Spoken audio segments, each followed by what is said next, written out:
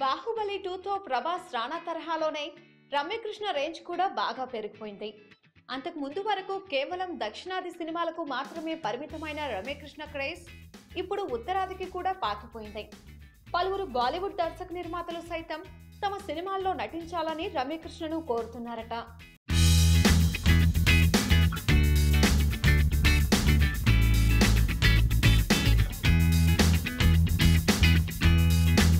దీంతో ఈ క్రేజ్ ను క్యాష్ చేసుకోవడానికి రమ్యకృష్ణ రేటు పెంచేస్తుందని ఇండస్ట్రీ వర్గాలు చర్చించుకుంటున్నాయి.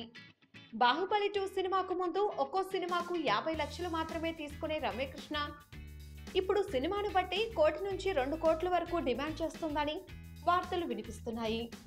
దీంతో చాలా మంది చిన్న నిర్మాతలు, దర్శకులు రమ్యకృష్ణ గురించి ఆలోచించే సాహసం చేయట్లేదట.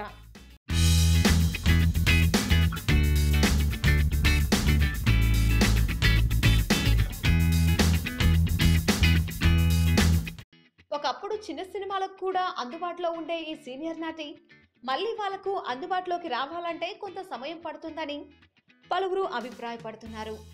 మొత్తానికి శివగామి పాత్ర రమ్యకృష్ణ స్థాయిని బాగా పెంచేస్తుందని అర్థమవుతుంది.